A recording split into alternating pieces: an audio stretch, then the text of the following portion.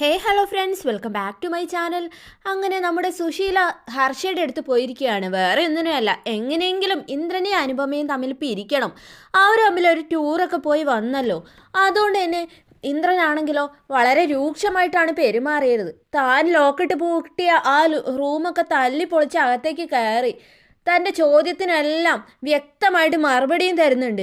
അതൊക്കെ കണ്ടിട്ട് സുശീലയ്ക്ക് ഉള്ളിൽ ചെറിയൊരു ഭയമുണ്ട്. അതുകൊണ്ടാണ് തൻ്റെ സഖ്യം ഒന്ന് ശക്തിപ്പെടുത്താൻ വേണ്ടിയിട്ട് ഹർഷയുടെ അടുത്തേക്ക് പോയിരിക്കുന്നത്. ഹർഷയാണെങ്കിലോ മിണ്ടാനൊക്കെ ശരിക്കും റെഡിയായി തുടങ്ങുന്നേ ഉള്ളെങ്കിലും ആ ഒരു ഇത് വെച്ച് തന്നെ കുരുട്ടുബുദ്ധി നെയ്ത് കൊടുക്കുകയാണ്. സോനയെ വിളിച്ച് അന്വേഷിക്കാൻ പറയാണ് നമ്മുടെ സുശീലയോട്. സുശീല ഹർഷയുടെ അടുത്ത് വന്നിരുന്ന് ഓരോന്ന് പ്ലാൻ ചെയ്യുകയാണല്ലോ.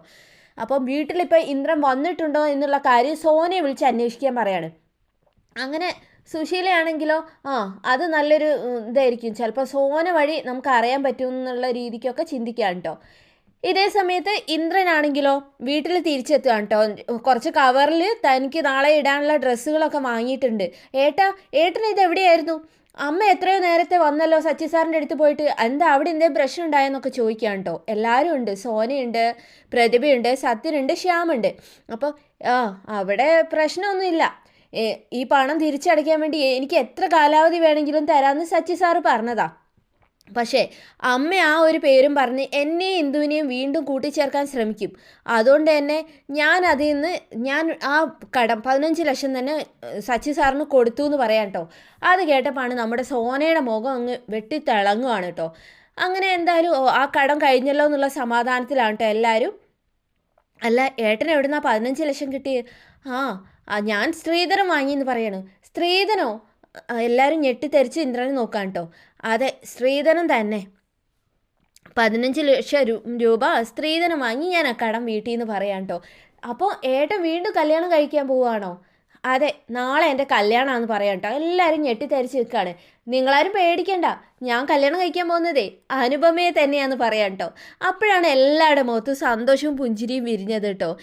ഏട്ടൻ എന്തൊക്കെയായി പറയുന്നത്? ഏട്ടനും ഏട്ടത്തി ഒന്നിക്കുന്നുള്ള കാര്യം എനിക്കറിയാമായിരുന്നു, പക്ഷേ വീണ്ടും ഒരു കല്യാണം കഴിക്കുന്നുള്ള കാര്യമൊന്നും ഒരിക്കലും ഞാൻ വിചാരിച്ചില്ല. ഇത് വമ്പ സർപ്രൈസ് ആയി പോയല്ലോ എന്ന് സത്യം പറയാം കേട്ടോ. എല്ലാ പ്രതിസന്ധികളെയും തരണം ചെയ്ത് ഞങ്ങൾ വീണ്ടും ഒന്നാകുമ്പോൾ ഇതുപോലൊരു താലികെട്ട് അനിവാര്യമാണെന്ന് തോന്നി. അതുകൊണ്ടാണ് ഇങ്ങനെ ചെയ്യുന്നത്. വളരെ നല്ല തീരുമാനം. നാളെ മഹാദേവ ക്ഷേത്രത്തിൽ വെച്ചിട്ടാണ് വിവാഹം. നിങ്ങളെല്ലാവരും പങ്കെടുക്കണമെന്നും തൽക്കാലം അമ്മ ഈ വിവരം അറിയണ്ടാവെന്നും ഇന്ദ്രൻ പറയാം കേട്ടോ. അങ്ങനെ എല്ലാവരും വലിയ സന്തോഷത്തിലിരിക്കുകയാണ്. കുറച്ച് കഴിഞ്ഞപ്പോഴാണ് നമ്മുടെ ഈ സുശീല ഹർഷ പറഞ്ഞത് കേട്ട് സോനയെ ഫോണിൽ വിളിക്കുന്നത്. സോനയെ ഫോണിൽ വിളിച്ചത് സോന കിച്ചണിലാണ് കേട്ടോ. അമ്മയുടെ കോൾ കണ്ടതും അമ്മ ഇത് എവിടെ പോയി കിടക്കുകയെന്ന് ചോദിക്കാം കേട്ടോ.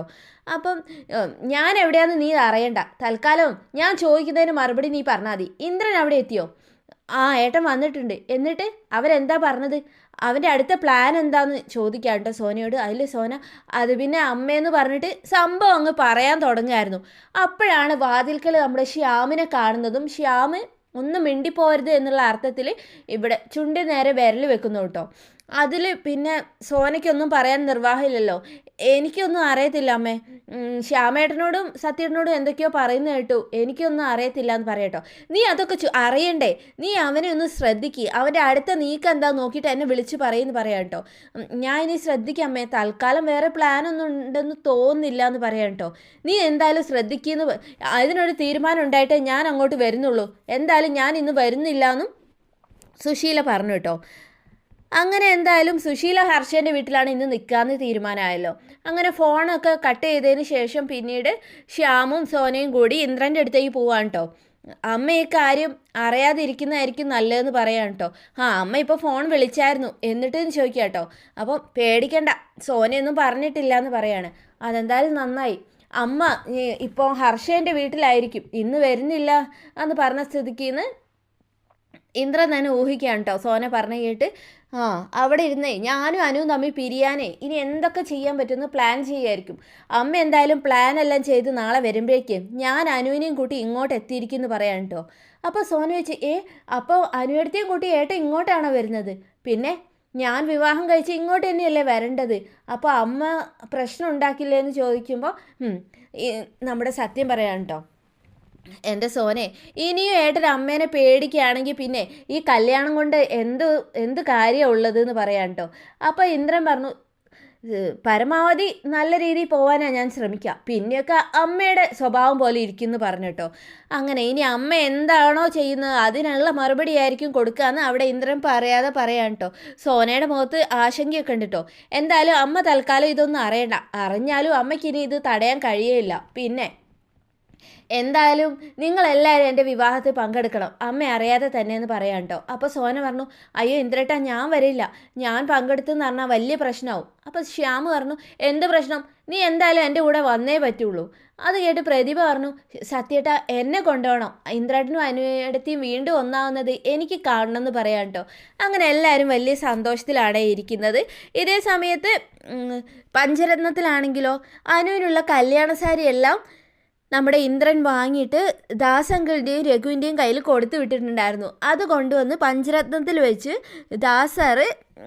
ദാസങ്കിൾ നമ്മുടെ അനുവിൻ്റെ കയ്യിൽ കൊടുക്കുകയാണ് കേട്ടോ. അച്ഛനെയും അമ്മയുടെ ഫോട്ടോയും ഒക്കെ സാക്ഷിയാക്കിയിട്ട് അങ്ങനെ അനുപമ അത് സ്വീകരിക്കുകയാണ് കേട്ടോ.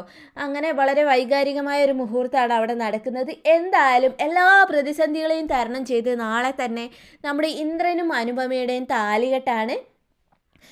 ഇനി മുന്നോട്ടുള്ള ജീവിതത്തിൽ അവർക്ക് സുശീല ഒരു എതിരാളിയെ ആയിരിക്കില്ല. ഇനിയാണ് സുശീലയുടെ പതനം തുടങ്ങാൻ പോകുന്നത്.